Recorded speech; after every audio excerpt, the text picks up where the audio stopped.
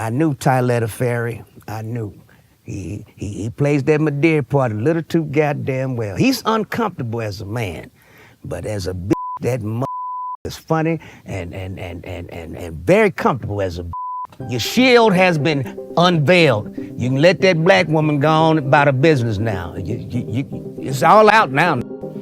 It's all out, allegedly. Tyler Perry just got exposed, and this time there's no script to save him. The billionaire filmmaker who built an empire on morality plays is now trapped in one of his own, accused of turning mentorship into manipulation and faith into leverage. Inside his Atlanta fortress, panic is spreading as Eddie Griffin's old warnings suddenly sound less like jokes and more like prophecy. The lawsuits read like horror stories dressed as contracts, a $260 million strike from the Oval's Derek Dixon, then a $77 million hit from Madea Halloween's Mario Rodriguez. Both men tell the same story. Late-night invitations, whispered promises, and envelopes of cash that bought silence instead of opportunity. Perry's team calls it greed. Insiders call it a reckoning.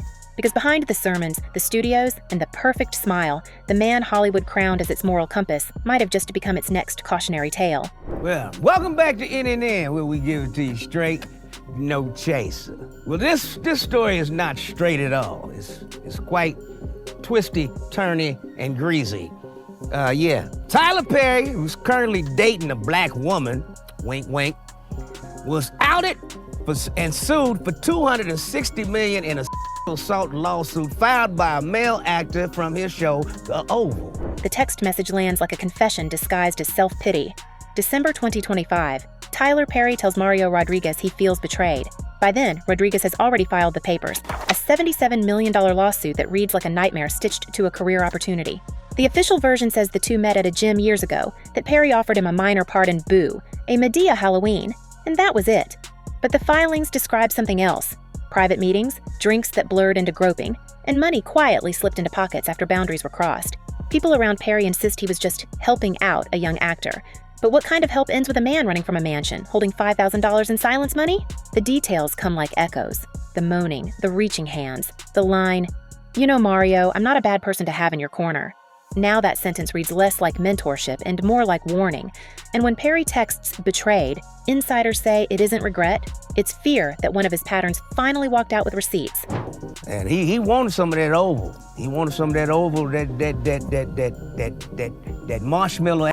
That's what he wanted, because this actor was white. The actor alleges that Perry rubbed his thigh in bed, sent him charged messages, and once grabbed his throat, asking if he likes it rough in bed. By June 2025, Derek Dixon makes his move, dropping a $260 million complaint that mirrors Rodriguez almost word for word. The stories never overlap directly, but the rhythm is identical. A talented newcomer, a promise of mentorship, invitations to Perry's private estate, and an offer of protection that turns physical. In court filings, Dixon says Perry grabbed his throat and whispered, "Look how excited you just got." He says he tried to laugh it off until he realized his on-screen exit on the Oval mirrored what was happening off it. Rejection written into a script. Perry's legal response calls the whole thing cynical and false, claiming Dixon needs help. But text messages submitted by Dixon's lawyer remain unchallenged for authenticity. No denial, no context, just silence. People close to the production recall how the atmosphere shifted during those years, actors whispering about private rehearsals, assistants changing jobs without notice, Perry tightening control over sets. What was once seen as discipline now feels like insulation. The empire that built itself on morality begins to look like a system built to contain secrets. The day after that, he called several times and I ended up getting afraid of what was going on the other side. So I picked up, and that's when he said, he was sorry for what happened. He doesn't know why he did that, and that maybe he was self-sabotaging or something. And in the same call, he said, "And don't worry, we're going to do your show." The contradictions mount. In interviews, Perry's team frames the cases as desperate money grabs, yet insiders point out he's the one who keeps reaching out privately, when first to apologize, then to accuse. When Rodriguez posts a cryptic video in December saying he should have spoken sooner, fans assume it's about a breakup, not a billionaire director. But behind the scenes, Perry is allegedly calling him again, repeating how much he's done for him. That's the same week Rodriguez's lawyer files the complaint in Los Angeles Superior Court, attaching screenshots of suggestive texts, including the now infamous line about being in your corner. The timing looks impossible to ignore. Even his own defenders start to wonder why Perry's reaction to public accusations isn't calm denial, but personal contact. One former staffer from his Atlanta studio calls it a reflex, control by charm, then by fear. They say Perry's greatest skill isn't storytelling. It's making people feel they owe him everything, right up until they don't. December 25th hits like a grenade. The lawsuit drops on Christmas Day, Mario Rodriguez versus Tyler Perry in Lionsgate, demanding a jury trial and $77 million in damages. The filing describes explicit scenes in Perry's Beverly Hills home, naming restaurants, times, and even a cameo sighting of John Cena at a dinner that turned tense. It claims Lionsgate should have known, suggesting corporate blindness wasn't ignorance but complicity. The studio stays silent. Perry's lawyer, Alex Spiro, goes on record calling it a failed money grab from a decade ago, but his choice of words sparks confusion. The alleged assault happened in 2018, not 2010. Insiders catch that immediately. Why is he pushing the timeline back? One producer asks. That's not a mistake. That's strategy. In the absence of a formal statement, the silence from Lionsgate feels louder than Perry's defense. Christmas, the holiday that made Perry's fortune with Medea comedies, becomes the day his name turns toxic online. Within days, Derek Dixon resurfaces, taking the story national. His ABC News interview cuts through the polished spin with one raw sentence. He told me, just go with it. That's when the perception shifts from gossip to testimony. People start connecting dots. Two men, same lawyer, same sequence of contact, same aftermath. Both describe Perry apologizing after each incident. Both mention being handed money. Both say he reached out again once legal trouble began. The repetition feels deliberate, like a script rewritten with new faces every few years. Perry's lawyers try to reframe it as coincidence, claiming the shared attorney is orchestrating a smear campaign. But even supporters inside the entertainment world are uneasy. It's not the accusations, says one insider who's worked with Perry. It's the predictability. It sounds like muscle memory. The lawsuits, once seen as separate storms, now merge into a single narrative, one that stretches from Los Angeles to Atlanta, from small film roles to lead actors, and always ends in a payout. And I said, stop, I don't want to be naked, I don't want this. And he was just like, no, I'm not gonna hurt you, and just continued. And in that moment, unless someone's been through something where they have their control over their bodies taken away, you don't really understand the kind of feelings that you get in that moment. It was almost like every thought came through my head to run, to fight. What's left unsaid is what bothers people most. Both Dixon and Rodriguez mention text messages that aren't yet public, the ones they say prove manipulation long before the physical contact. Perry's side never refutes the message's existence, only their meaning. Insiders claim those texts include promises of producing deals, with subtle shifts in tone that blur professional talk with private fantasy. There's mention of a pilot project, Losing It, that Dixon says Perry kept the rights to after their fallout. That's the real leverage, an Atlanta-based entertainment attorney says. He didn't need to threaten anyone directly. He just owned their future.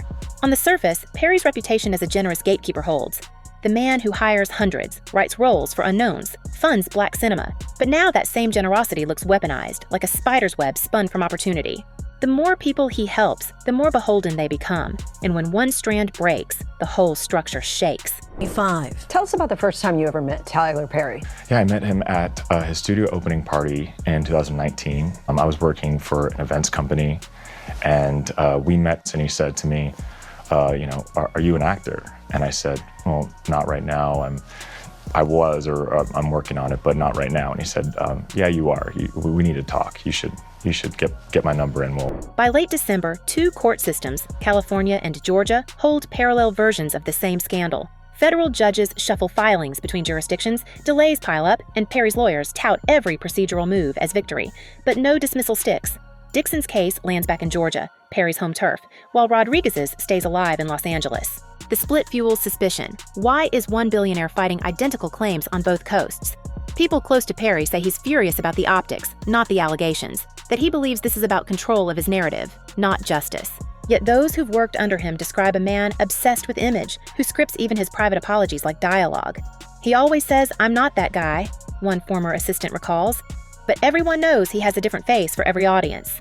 The lawsuits expose what insiders long whispered, that Perry's empire runs on loyalty contracts and silence clauses disguised as kindness. Then comes the moment that tightens the story's throat. On December 13th, days before the second lawsuit drops, Mario Rodriguez posts a trembling confession on Instagram. He never names Perry, only a powerful director everybody knows. He says he's sorry for staying quiet, that his silence probably let it happen again. The video vanishes within hours, but followers screen record it. That single apology ignites more speculation than any court filing. Within a week, Rodriguez's lawyer files in Los Angeles. Perry's camp calls it a shakedown, and Eddie Griffin publicly hints, "That boy finally spoke." It's Griffin's comment that transforms the scandal into prophecy. His earlier rants about Perry's plants, his unease with the drag persona now look like early warnings. Crazy until they weren't. Sources close to Griffin claim he's sitting on industry receipts that never made it into court. Suddenly, the comedian who spent decades as the loudest voice in the room sounds less like a crank and more like a man who saw the machinery up close. We were over at his house. We're having some drinks in his guest house, and it was late at night, and he has a guest quarters, and said that you can sleep there instead of not driving. And his house is far from Atlanta and where I was living, and I got into bed, and then I noticed that he climbed into bed with me as well and started rubbing my leg. And I jumped up out of bed. Through January 2026, the industry response splits into two camps. Those who defend Perry as a target of opportunists, and those who whisper he's finished. But even defenders admit something feels different this time. The Diddy conviction, the open talk about male exploitation in Hollywood, the shifting power dynamics, they all hang over Perry's empire like static. For years, he's been the face of redemption, from homelessness to billionaire, from trauma to triumph. Now every success story attached to him is reread as a cautionary tale. Studio insiders recall actors who quietly left the Oval mid-season, production assistants who refused after hours meetings, people who suddenly disappeared from credits. None of it looked suspicious then. Now it does. The empire still stands, but it creaks, each silence another brick loosening. And beneath the noise of denials and statements, the question builds. If these two stories are identical, what happens when the third one surfaces? These are claims that Tyler Perry denies, but Dixon says he's speaking out now to try to stop a billionaire who won't stop themselves. That's where the trail turns dark again. Both lawsuits mention unnamed individuals. Witness one, another actor, studio staff present. Their testimonies are sealed for now, but insiders say at least one involves a text thread that contradicts Perry's entire defense. Lawyers are fighting to keep it from public release, arguing privacy. The rumor inside legal circles is that the thread doesn't just implicate Perry. It shows active interference, attempts to dissuade a complaint before it went public. If that leaks, it won't just be Perry's name in headlines. It'll be the studios, the partners, the entire brand built on righteousness. The public hasn't seen it yet, but those who have describe it as career ending. And this is where the story stops being about lawsuits or betrayal. It becomes about control. How far a man goes to protect the empire he built from the very image he sold to the world. To a point in the night where, we were both kind of feeling drunk, and I remember we were walking back to the guest area where I've stayed before, and there was this health monitor scale on the way. And I was like, "What is that?" And he said, "Well, you have to be in your underwear to measure, whatever, so you should do it." He reached down and pulled my underwear down and grabbed my The deeper this story goes, the more it looks less like scandal and more like structure. People who've worked for Tyler Perry over the years start connecting their own experiences, offhand comments, uncomfortable invitations, moments that didn't feel wrong until hindsight made them radioactive. It's not just actors anymore. Stylists, personal trainers, assistants. The same pattern. Isolation, blurred lines, sudden rewards followed by quiet disappearance. One former production coordinator from Atlanta remembers how Perry used to insist on meeting new hires personally. Always late. Always alone. At the time, it felt like mentorship. Now, with 2 lawsuits alive in 2 states, those meetings feel like auditions for something that had nothing to do with film. Lawyers close to the situation call it groomed dependency. The idea that he gave people just enough hope to keep them loyal and just enough fear to keep them silent. When insiders talk about the empire shaking, they don't mean financially. They mean culturally. The studio that once symbolized independence for Black creatives now stands accused of running on the same kind of coercive loyalty once blamed on Hollywood's oldest predators. Eddie Griffin steps back into focus like a man watching his old warnings unfold in real time. He's the one person not surprised by any of this. Insiders say Griffin's been making private calls, claiming Perry's empire was protected by the church crowd and studio suits, that the clean image was always camouflage. Back when Griffin first joked about Perry's comfort in women's clothes, it sounded like provocation. Now, in light of these accusations, it reads like premonition. Sources close to Griffin say he's furious it took lawsuits to make people listen. They describe him as a man vindicated, not gleeful, pacing through his own history with Perry, replaying old encounters that suddenly look charged. He's been telling colleagues the real story isn't what Perry allegedly did behind closed doors, but how many people helped him stay untouchable while pretending not to see. And the timing couldn't be worse. With Diddy's conviction fresh, the industry is desperate to prove it can police its own. Perry, once untouchable, is now the test case. What's rising behind the scenes is panic disguised as professionalism. People at Tyler Perry Studios are deleting old group chats, wiping phones, calling lawyers. The problem isn't guilt, it's proximity. Dozens of employees have signed NDA agreements so strict they can't even confirm they exist, but some are cracking under pressure. A lighting tech from the Oval allegedly reached out to Dixon's attorney, saying he'd seen inappropriate contact at a private event in 2021, but was warned not to interpret what you don't understand. That line has become infamous among former staff, the corporate version of just let it happen. Executives inside Lionsgate are scrambling too, quietly reviewing older contracts to check if they missed any morality clauses. Their fear isn't moral contagion, it's liability. If they ignored earlier complaints, the financial fallout could dwarf the lawsuits themselves. For a studio that markets redemption, this is a storyline no one can spin. Perry accuser Derek Dixon sits down in a TV interview for the first time, sharing allegations of workplace assault and harassment. Meanwhile, Perry's defenders cling to a single narrative, that he's being extorted by ambitious men chasing headlines. They quote his attorney's words about failed money grabs and talk about loyalty, legacy, and God's plan. But the counterweight grows heavier every week. Screenshots leak, voice notes circulate in private chats, and anonymous insiders describe cleanup payments disguised as bonuses. Each denial seems to invite more witnesses. The irony is brutal. The man who preaches perseverance now accused of weaponizing it, making young actors prove their devotion in ways that cross into control. The public sees faith and hard work. Insiders see dependency and manipulation. And the bigger question is quietly forming. How many other careers are built on that kind of devotion? And what happens when they start telling their stories too? What kind of a toll would you say that this is all taken on you? I was extremely anxious. The calls got to a point where the calls and texts were almost every day. Just this constant state of like, if I don't answer, I will lose my job. People who once saw Perry as the great redeemer of Black entertainment are starting to reassess everything. The philanthropic gestures, the public prayers, the carefully curated interviews about struggle and grace. All of it now reads like image management. Even his former romantic partners are being re-examined in that light, especially the ones who vanished from the public eye without explanation. Some entertainment reporters have started connecting Perry's timeline of productions to the years his accusers claim the assaults happened, noting the overlap between on-screen themes of salvation and off-screen allegations of control. It's all theater, one former crew member says. He writes himself as God, then dares anyone to challenge him. The lawsuits might have started as isolated claims, but the cultural reckoning now feels systemic. Every clean-cut sermon from Perry's films now sounds like a confession hiding in plain sight. Behind the curtain, lawyers and insiders whisper about one more potential witness, someone who hasn't gone public yet, but whose name keeps surfacing in conversations between Dixon's and Rodriguez's legal teams. It's said to be another actor, one with a much higher profile, who allegedly experienced the same pattern years earlier, but accepted a financial agreement in exchange for silence. That rumor alone has sent Perry's camp into lockdown mode. If that third name drops, it's over, an Atlanta insider says flatly. The threat isn't just legal, it's reputational implosion. Perry's brand depends on spiritual purity, the clean, forgiving moral core that made him the industry's safest face of power. Once that's gone, every story, every sermon, every motivational quote becomes ammunition, and Griffin knows it. He's already hinting that what's happened so far is just the first domino. Looking for money to buy your silence? No, I think I was looking for accountability on to what he did. I think what he did was wrong, and it needed to be something that would deter him from doing this to somebody else. Outside the courtroom, Perry's silence grows more damning by the day. His usual stream of motivational posts has stopped cold. The last thing he shared was a Bible verse about false witness and endurance. Comments underneath turned into open warfare, half defending him as a persecuted visionary, half tearing him apart as another fallen idol. His team quietly turned off replies within hours. Industry watchers say that's a sign of panic, not strategy. When a man whose entire career is built on constant communication goes dark, it's because there's nothing safe left to say. Yet the silence creates its own noise.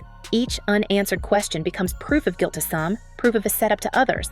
And in that gap, Eddie Griffin thrives, reposting cryptic clips about truth rising and wolves in wigs. The comedian who used to be sidelined as paranoid now sounds like the only one talking freely. Insiders close to Perry insist there's still one card he can play, the charity angle. They say he's planning a large donation campaign, a public redirection to remind people of his contributions.